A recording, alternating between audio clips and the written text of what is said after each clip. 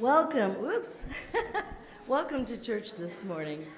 I'm Jan Simon of the Unitarian Universalist Congregation of Venice, where we strive to be a beacon of liberal religion for Florida's Suncoast and a refuge for all who seek a welcoming community.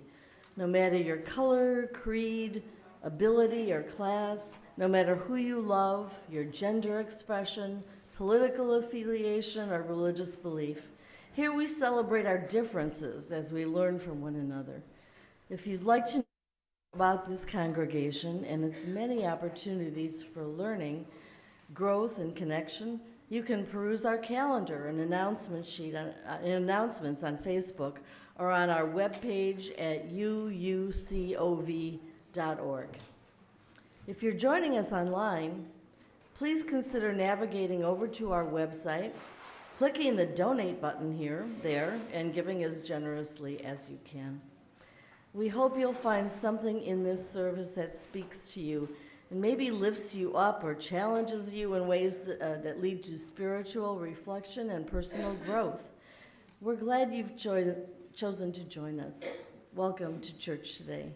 By the way, you may have noticed the service is Be Naked, but I'm promising you right now, I am not going to be naked during this. If you're visiting us for the first time, we'd love to meet you. Please introduce yourself. Stand up and introduce yourself with your name and where you're from. Anybody new today?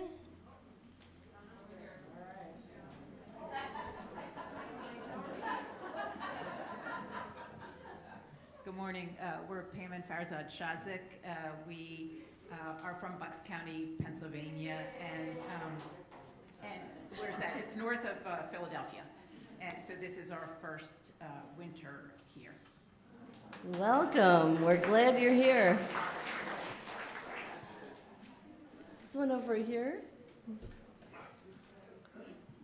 I'm Harlan Limpert, and this is my wife, Chris Keene. We are members of the First Universalist Church of Minneapolis.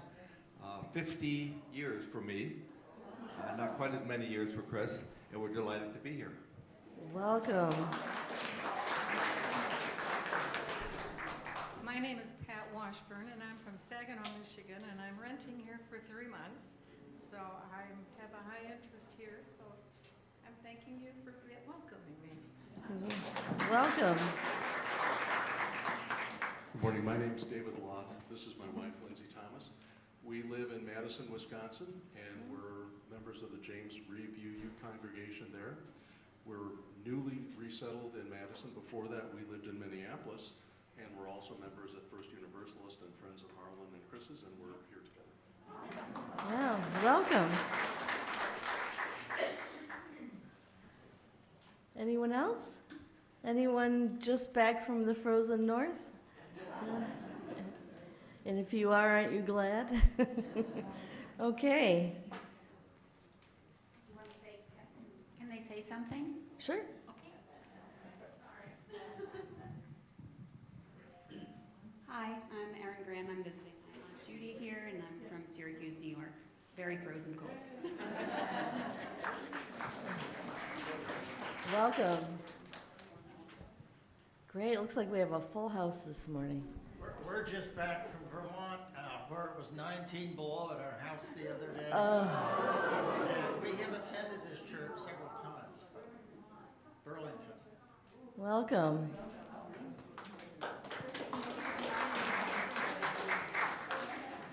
Okay, we do have a few announcements this morning.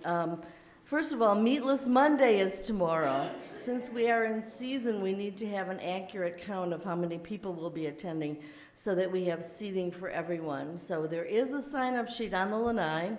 We gather at 5 o'clock for a social before sitting down to a wonderful vegetarian potluck. Please bring your dinner set up, a potluck, and beverage of your choice to make this a fun evening with zero waste. And this is sponsored by the Green Sanctuary Sustainability Team. Our second announcement, the first gathering of the Great Decisions Discussion Group is being held on Monday, February 13th at the home of Roxy Platt from 6 to 8 p.m. Participants should bring an appetizer and a beverage of their choice. The series of 8 foreign policy discussions sponsored by the Foreign Policy Association has been held yearly since 1918. Yeah, I bet the policies have changed them. The first meeting's focus is on energy geopolitics, and it will be facilitated by Steve Simon.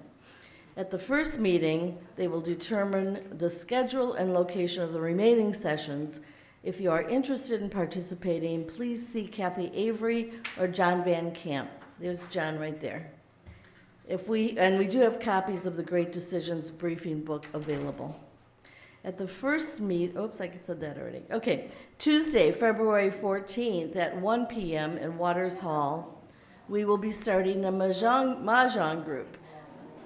Yeah, beginning with teaching all those who are interested but do not know how to play. Bring your enthusiasm. Any questions, see Ellen Higdon. There's Ellen right there. Okay. We have so many wonderful new people at UCOV. Some of you may not be aware that there is a program here called Keep Sarasota County Beautiful that gives volunteers an opportunity to contribute to this lovely place. As a part of that program, UCOV adopted a strip of East Venice Avenue where we get to periodically pick up stuff, as the comedian George Carlin would have referred to it. If you have an interest in this unique activity and think you can meet the stringent qualifications, please see Brad Harden at the Social Justice Desk after the service to learn more. And let's see, I think Richard has something. Where is Richard? There's Richard. I just want to announce there's little cupcakes out there because it's my birthday. How can I follow cupcakes? I mean, my purpose of today is to give you an update on the pledge campaign, and it's good to see visitors here. I only ask one thing: please plug your ears. Okay. Before I get into the substance of what I'm going to talk about, many of you have pledged, and I want to give you a heartfelt thanks. And I know under a number of circumstances it has been very difficult. People who have been affected by the hurricane, lost a loved one, people who are in financial difficulty, in many instances gave very generous contributions, and on behalf of the entire congregation, thank you very, very much. I have struggled all week long with trying to find the best words to give some difficult information. I'm not saying this out of anger, but I'm giving this report because I think that people here deserve the truth. From the beginning of the campaign, I've tried to present a very positive attitude. We had a pizza party, great skits, a lot of fun, and I tried to build on the success, point out that we had a lot of successes and build on them. Hence, the name of the campaign was "We Can Do More." But it's not happening. As of today, we have 89 pledge units that have pledged out of 138, which is not a bad number, but that 89 represents the majority of people who were really committed and that we knew would be participating. The remainder are more difficult to reach. I have made phone calls, sent emails, and I literally I'm hardly getting any responses at all. The more critical number is our failure to come close to the 344,000 and change of the actual pledge campaign, the dollar amount that we wanted to reach. We are $110,000 short with 2 weeks to go. And as I pointed out, the majority of faithful givers have already given. Let me put this in some concrete terms. Again, I pointed out that this was really kind of aspirational. One of the things that I put in my pledge letter to everybody was a hope that we could do more, for example, on a fellowship hall. If we cannot collect enough money to meet our operating costs for what we have now, I cannot see a way where we could do it with adding an extra building and everything that comes along to build, sustain, mortgage and repair and pay the insurance on a brand new building. The second thing that brings it to home is that we are in the beginning of a search for a new minister. And I know that any candidate that is giving us serious consideration is going to look at our budget. And if we fall significantly below what we need in order to operate, that is going to have a very, very negative impact. We still have 2 weeks to go. So I am imploring those people who have not pledged to do so.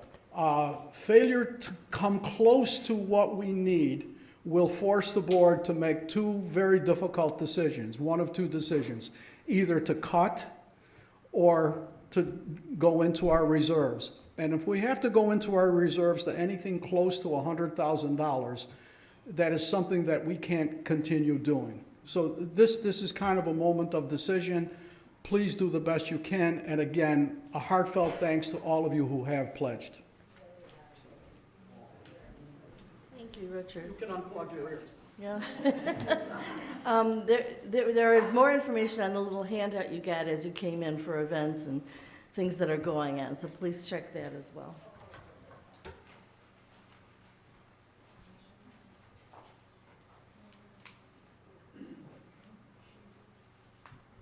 We light our chalice today for the flow of trust, love, compassion, and vulnerability which runs through the best of our human experience.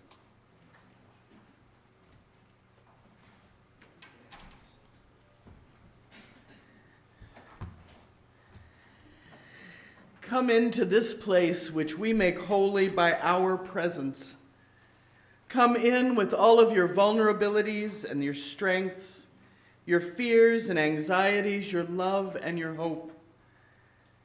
Here you don't need to hide or pretend or be anything other than who you are called to be. Come into this place where we can touch and be touched, heal and be healed, forgive and be forgiven. Come in where the ordinary is sanctified, where being human is celebrated, compassion is expected. Come into this place. Together we make it a holy place. I'm the Reverend Amy Petrie Shaw. I use she or they pronouns, and I'm so glad that we're here today. We are here on the land of the indigenous Calusa people. Come in and let us worship. This place is a holy place, and there's a river flowing through this place today, a river telling us that we have worth and dignity, that we are somebody just as we are, that we can begin to trust that love for our authentic selves can be found, and that there is hope. Our gathering song this morning is number 1007 in the Teal hymnal. There's a river flowing in my soul. Please rise in body or spirit.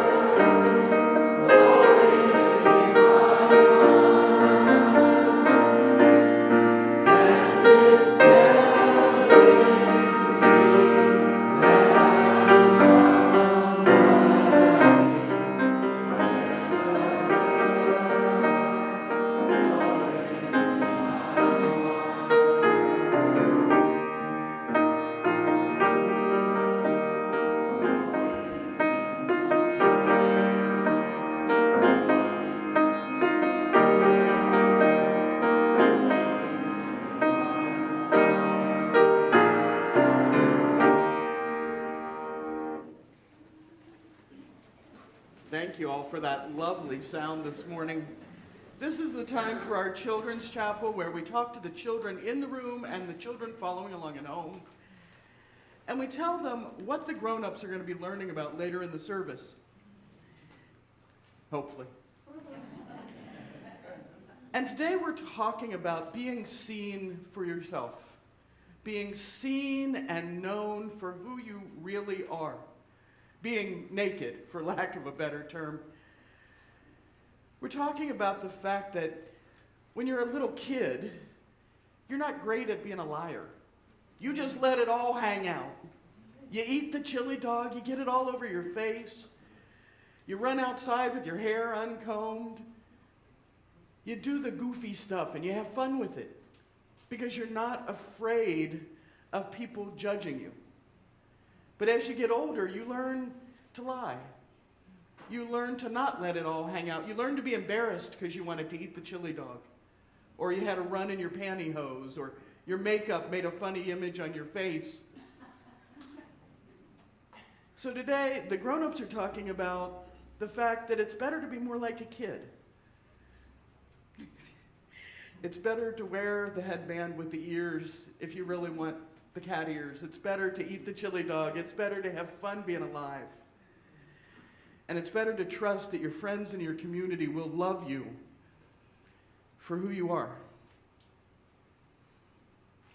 So that's what we're talking about today. But before we sing the kids out, we've got something to do. Because you see, we have a very important day coming up on Tuesday.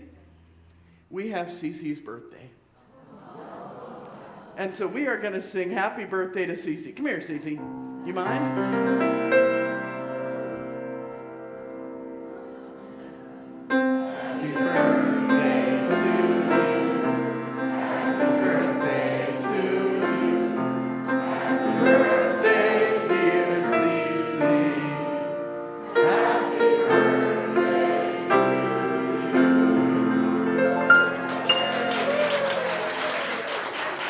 to you. Hopefully in 20 years, that'll be the future minister of this church. Now, if the rest of you would help me sing the children out to their classrooms with the benediction.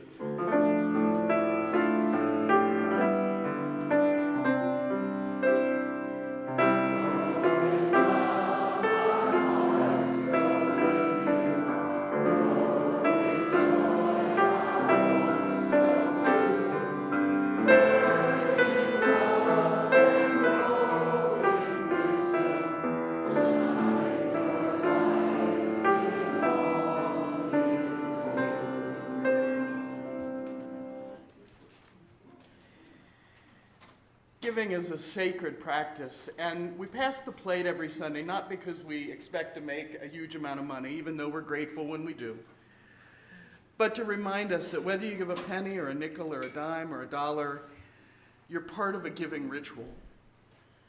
And our offering words are always offered with levity because giving should happen with a smile. A UU minister was sitting in her office, and her phone rang, and on the other end was a very serious and stern IRS agent. I'm calling about Mr. Smith, the agent said. Mr. Smith claims to be a member of your church, and on his taxes he claims to have donated $100,000 to your church. Did he donate $100,000 to your church this year? And there was a long pause, and at last the minister said very carefully, yeah, sure he did. Can you tell me when he donated? The agent said suspiciously. Oh, in about 15 minutes, the minister said.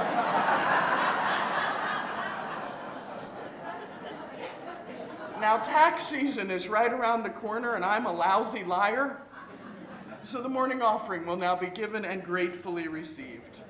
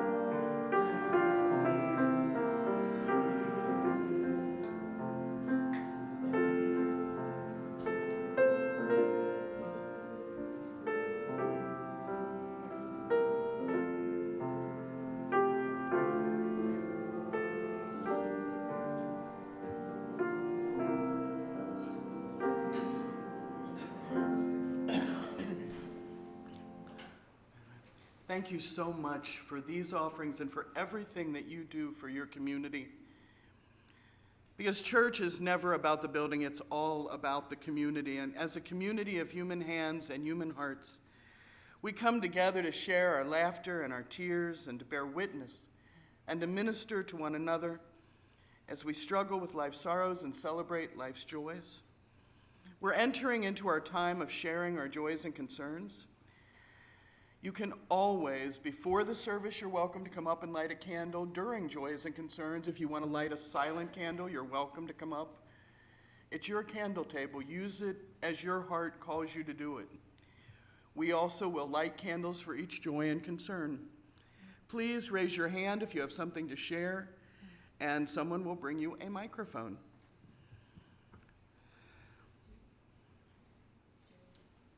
All right. I am so happy to have my niece Erin here from Syracuse. I know she is loving the weather here rather than back there, but it is just fantastic to have her here.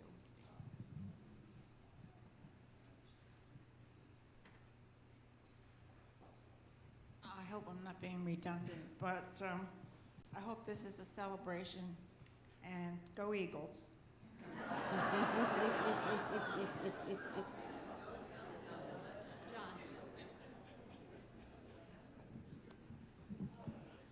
Yes, I could use the positive energy from everyone in this congregation. From my friend Ramsey Sadi, we've been friends for 73 years, and it's because of him that I moved from Detroit down here. He is in emergency care. He had a massive stroke, but I think there's a path to recovery.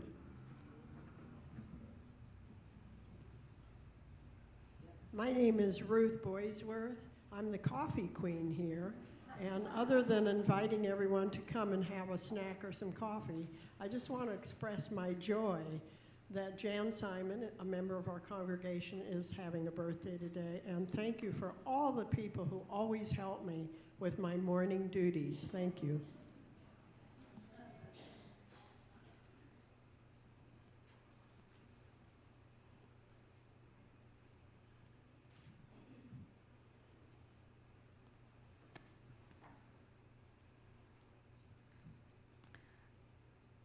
Amy, will you light a candle for a friend who's 82 years old back in Iowa City, and he is struggling with a deep darkness as his health precipitously declines.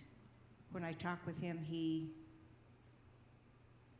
it's difficult to just listen because everything is terrible in his life. So think of him, John.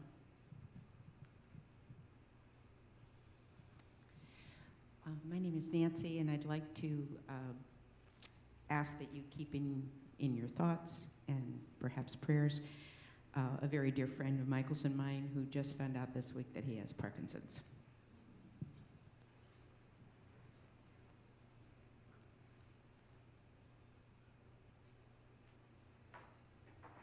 And Amy, I would like to have you light a candle for one of our members who will remain private to me, who is going through some problems right now. Thank you.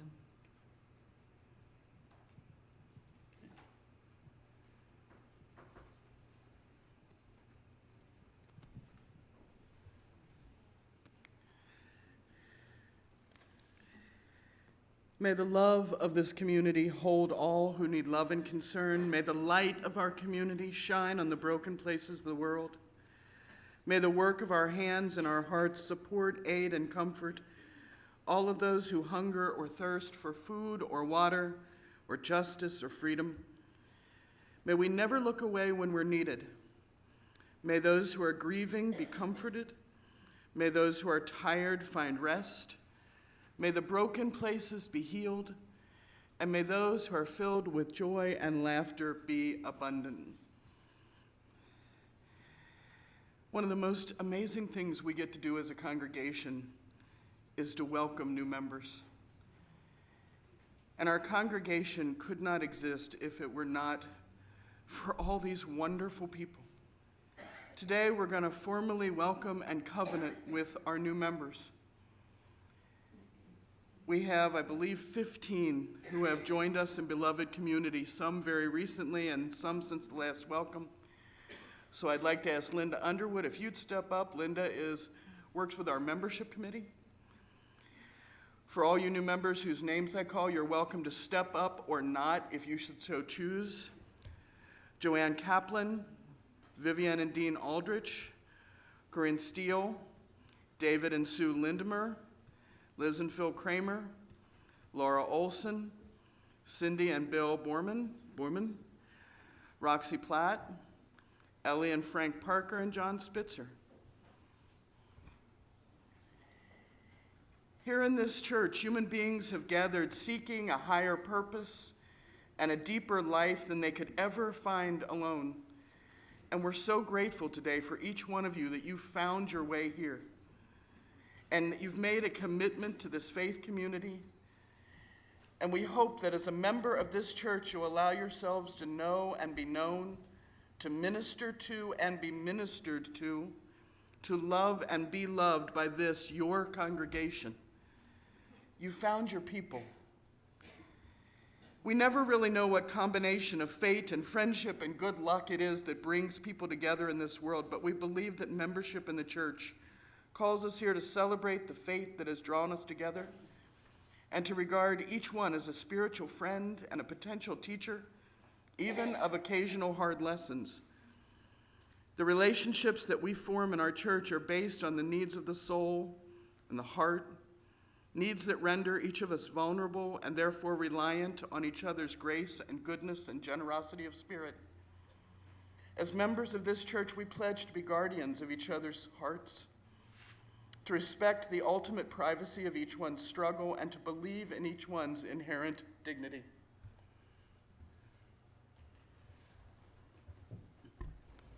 I'm Linda Underwood, and I'm here today representing the membership committee, a duty that I treasure.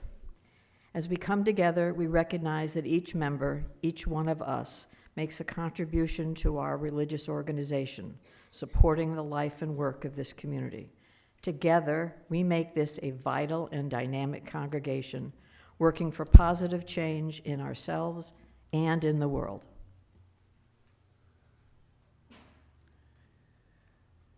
A member of a UU congregation makes a free choice to join their life with that of a religious community. If you, standing here now, are ready to affirm that choice, please repeat the words you have listed on the sheet you have before you. I am ready.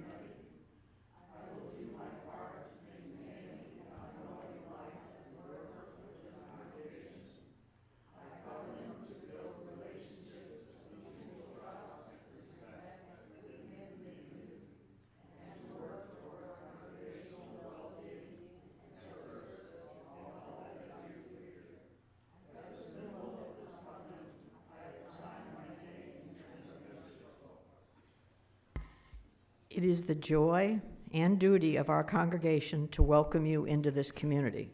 Would the members of the congregation please read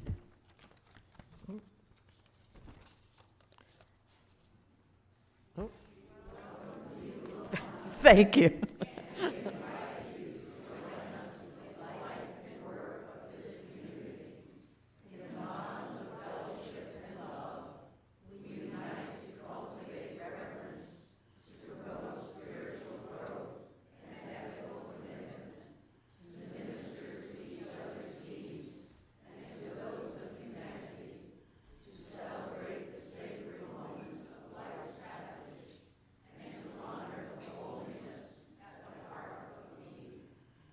And of course, as symbols of all of this welcome, we offer you the right hand of fellowship and a small gift because we are so glad you are here. And how about a round of applause?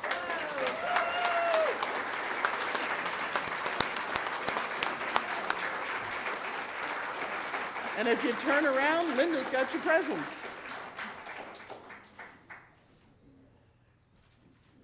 And once you get your goodies, you can go sit down and get comfy. We're so glad you're here.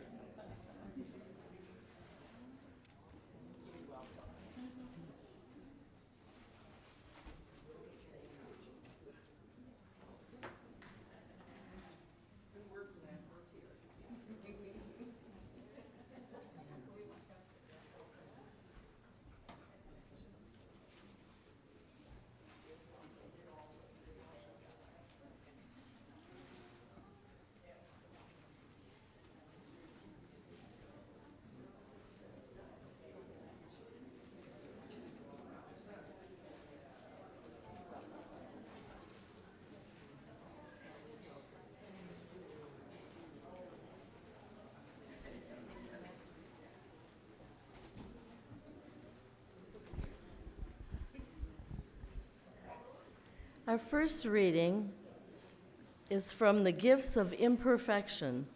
Let go of who you think you're supposed to be and embrace who you are, by Brene Brown. Is it Brene or Brene?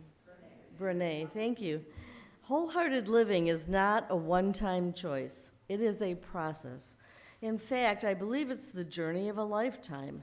My goal is to bring awareness and clarity to the constellation of choices that lead to wholeheartedness, and to share what I've learned from many, many people who have dedicated themselves to living and loving with their whole hearts. Before embarking on any journey, including this one, it's important to talk about what we need to bring along. What does it take to live in love from a place of worthiness? How do we embrace imperfection? How do we cultivate what we need and let go of the things that are holding us back? The answers to all of these questions are courage, compassion, and connection, the tools we need to work our way through our journey. If you're thinking, great, I just need to be a superhero to fight perfectionism, I understand. Courage, compassion, and connection seem like big, lofty ideals, but in reality, they are daily practices that, when exercised enough, become incredible gifts in our lives. And the good news is that our vulnerabilities are what force us to call upon these amazing tools. Because we're human and so beautifully imperfect, we get to practice using our tools on a daily basis. In this way, courage, compassion, and connection become gifts, the gifts of imperfection.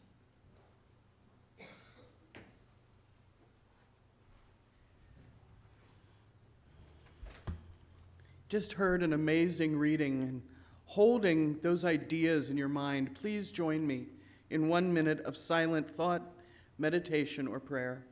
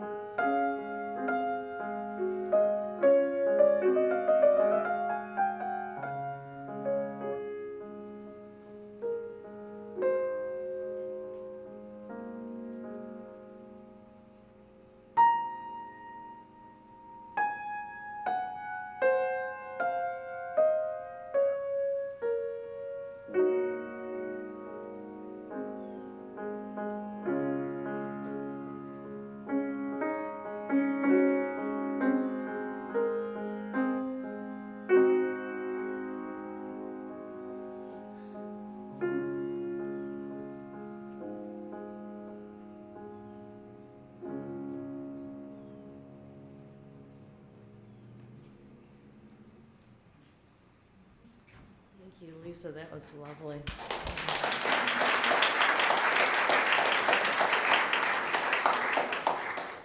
Our second reading, From Present Over Perfect, by Shauna Nyquist and Brene Brown. Who told me that keeping everything organized would deliver happiness? What a weird prescription for happiness. Why do I think managing our possessions is a meaningful way of spending my time? Why do I think clean countertops means anything at all?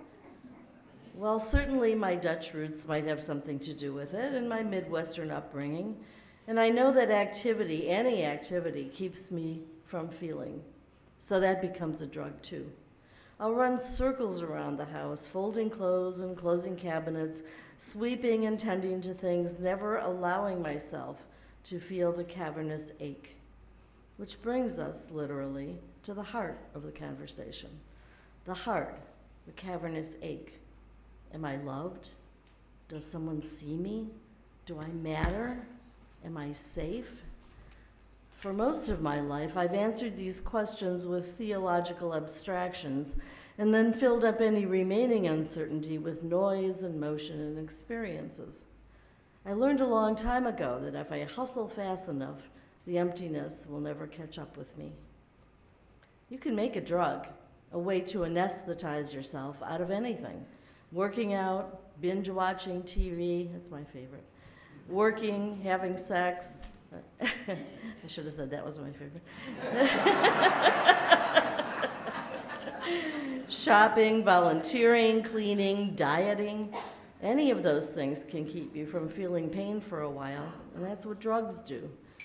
And used like a drug over time, shopping or TV or work or whatever will make you less and less able to connect to the things that matter, like your own heart and the people you love.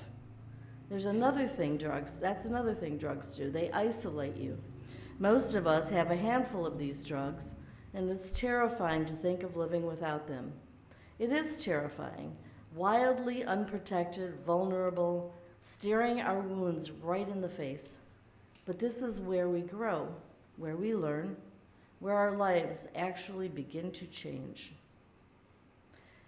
Our next hymn is number 298, Wake Now, My Senses.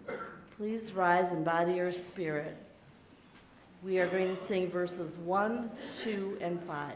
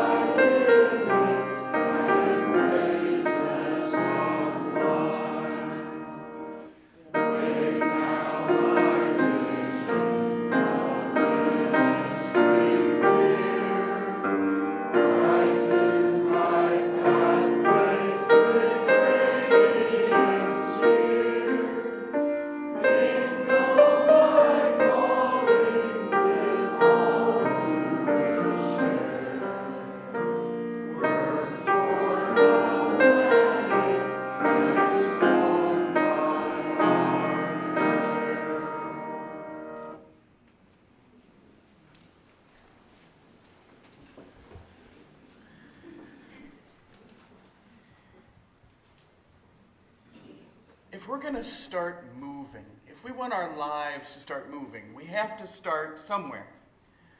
So I'm going to start back near the beginning. I'm going to ask a question. Do you remember the first time you lied your bucket off to an adult? You remember that first lie you told? I know for me, it involved standing there, and this is true, with a gumball in the side of my jaw. My mouth was bulging out. And my grimy little paws had the gum wrapper. And with all of the dignity I could muster, I said, no, I don't have a piece of gum in my mouth. In your case, maybe you were the little stinker who broke the window, or stood there with the electric green paint all over your shirt and shoes going, wasn't me. It wasn't me. Your parents may have stared at you with love and disappointment, and mine swear it was sheer surprise that I lied that badly. They expected more of me. And they may have said to you, give it up, we know it was you. I was absolutely dismayed. I don't know how you felt in that moment, but I was dismayed that I had been caught showing my love of sweets. I was absolutely embarrassed. I just wanted to disappear. And the next time I got my hands on a big orange wad of Bubble Yum bubble gum, I got away with it. Because I had figured out how to lie like a little dog. I had learned to lie, at least until that gum got stuck in my hair.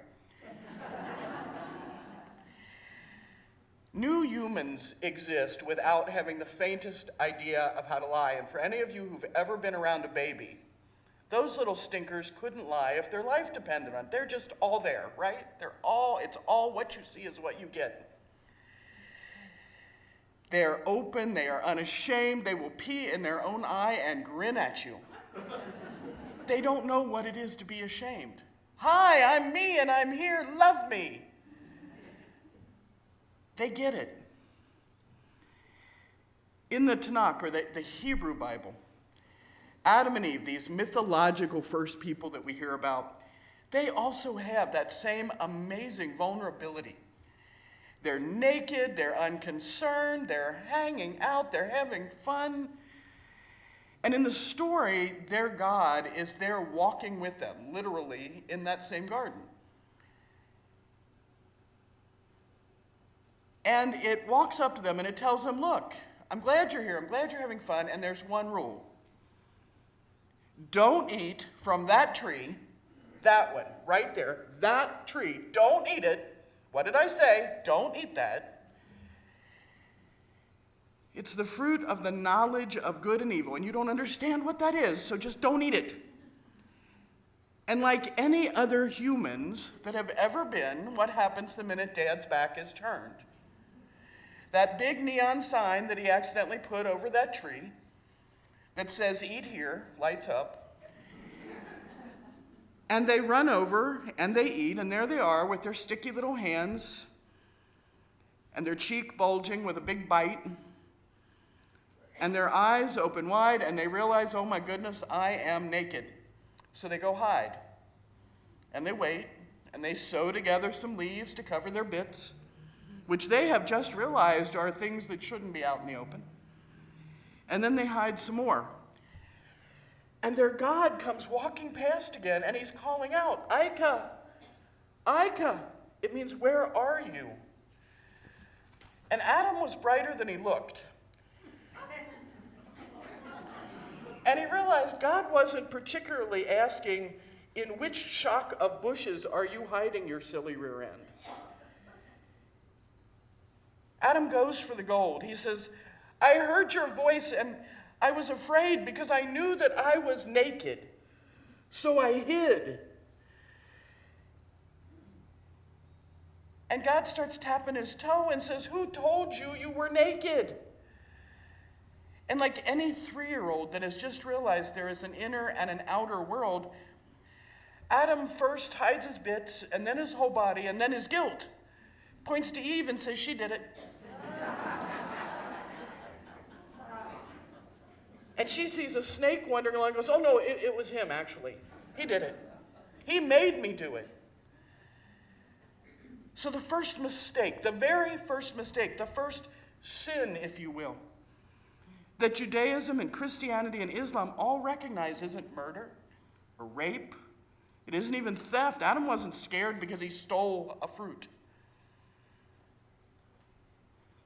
I was afraid because I was naked.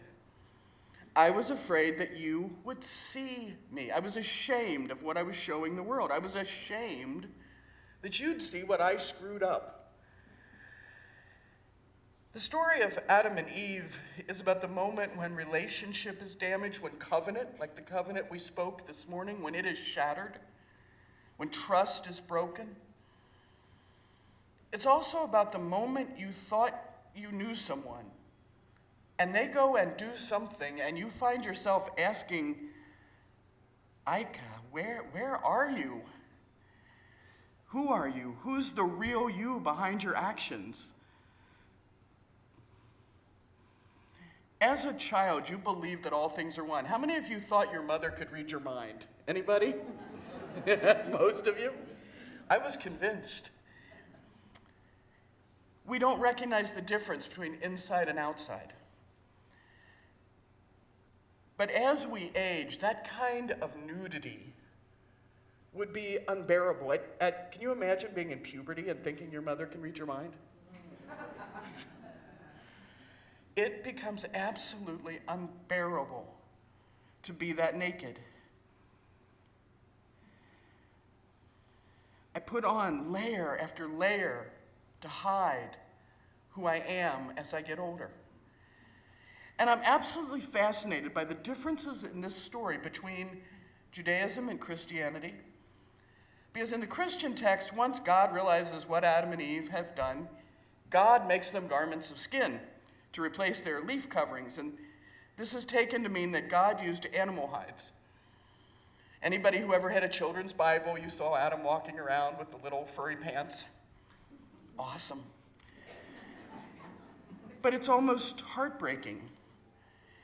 It says that the parent realizes that the child has now entered into a permanent state of hiding their vulnerability. They're aware of it, and they're hiding it, and the parent's aware that they should be doing so and thinks it's the right thing to do. I want you to think about that for a minute. That is like your child coming up to you and saying, "Beloved parent, Jimmy told me I was ugly." And instead of saying, "Sweetheart, you're beautiful just the way you are. You're perfectly imperfect, you're stunning." And Jimmy can go pound sand. No, it's the equivalent of saying, you are kind of ugly, here's a mask. That's what that story tells in that version. But that isn't the one I like. There's a mystic Jewish version. There's a Hasidic Jewish version of this. It says that garments of skin is a literal phrase. That prior to this point, Adam and Eve weren't made of flesh. This is a teaching tale. Prior to that point, Adam and Eve were not made of flesh, but only inner light. The moment of clothing the souls in flesh, humanity became physical creation.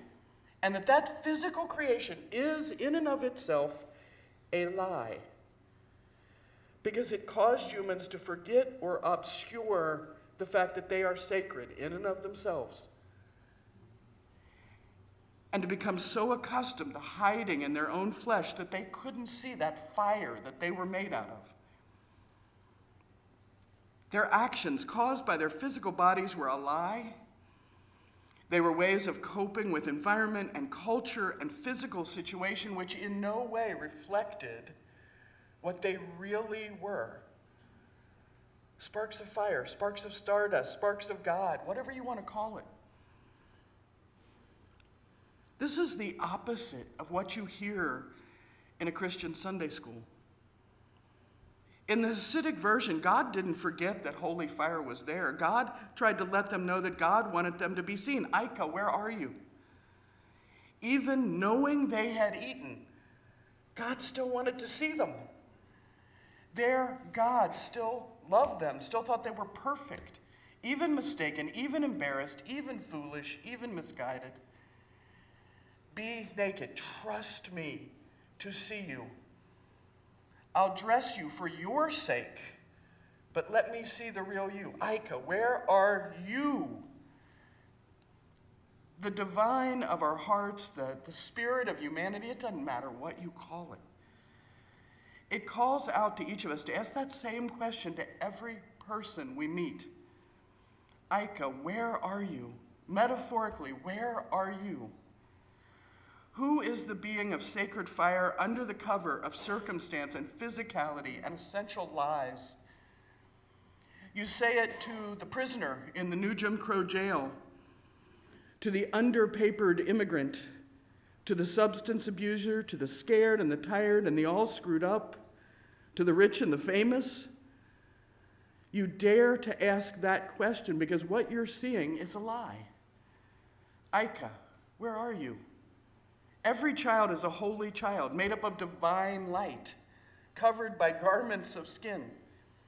And we're holy children ourselves.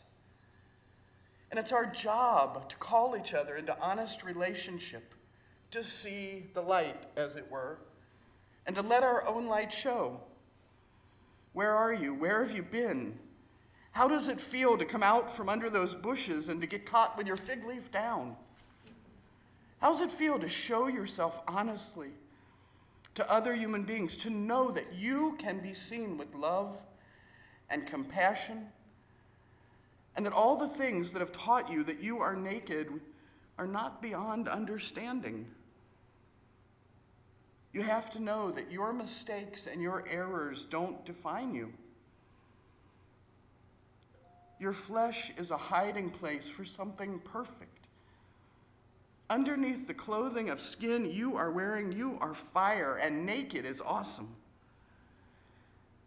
Adam and Eve hid together. They weren't ashamed of being seen by the other one. Do you ever think about that?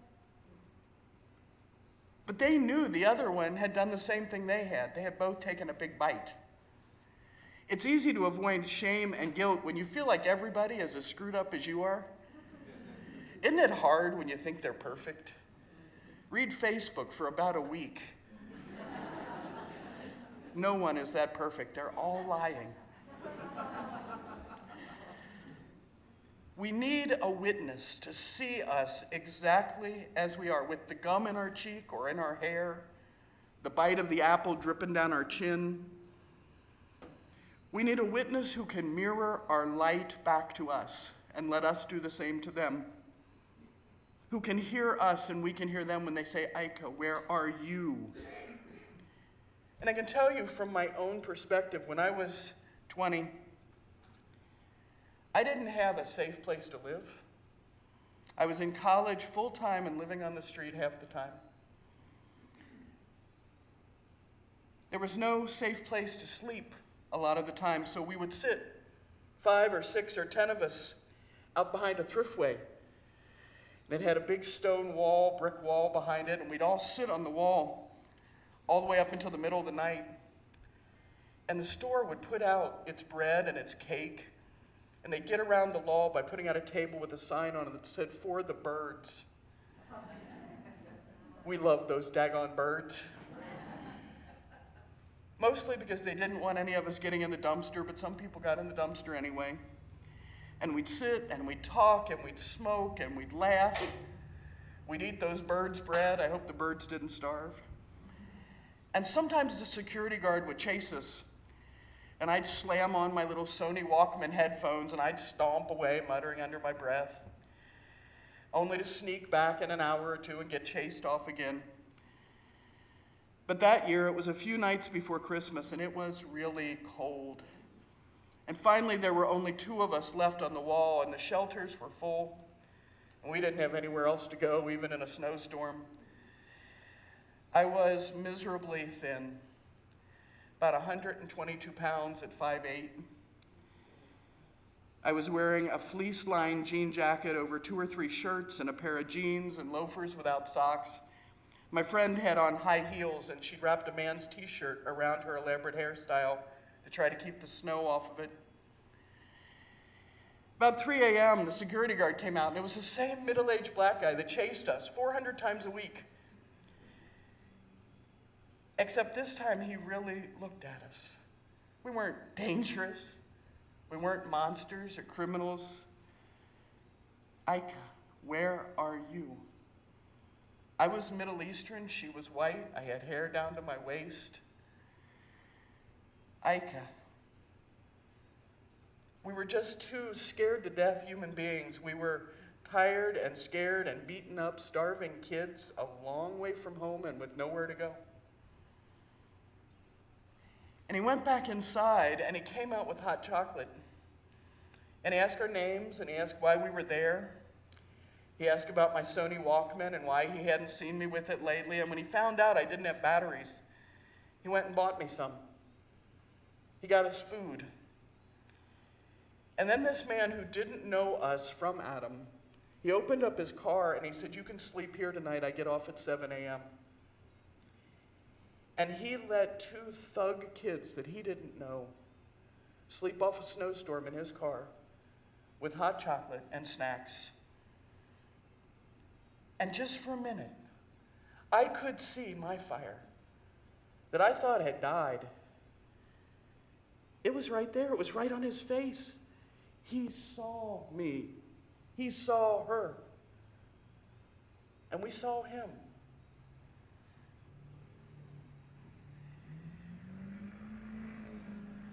It feels safe to hide that light.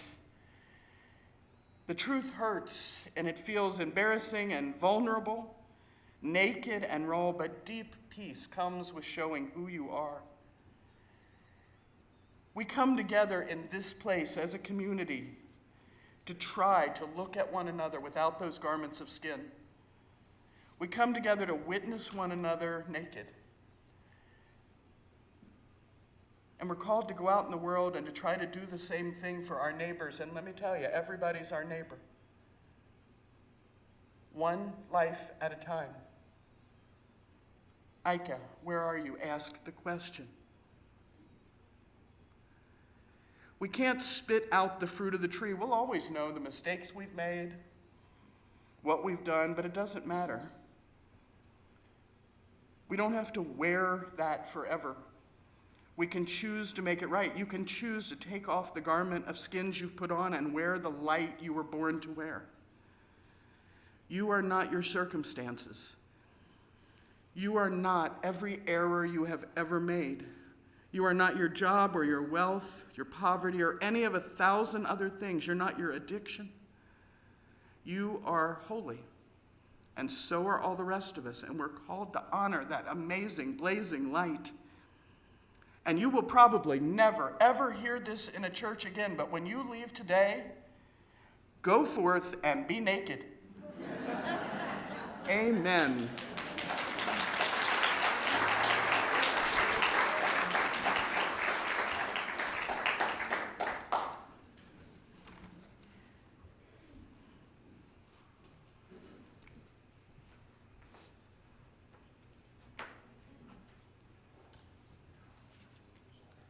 From Hope Continues by Kevin Jargo.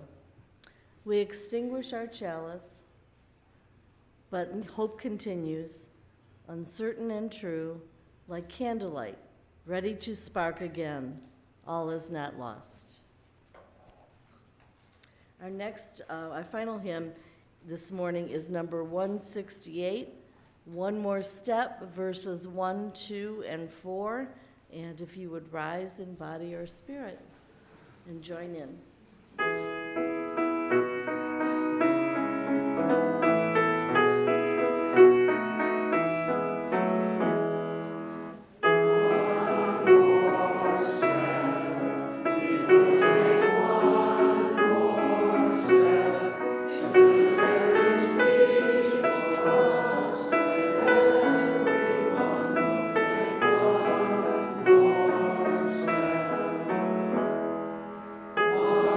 One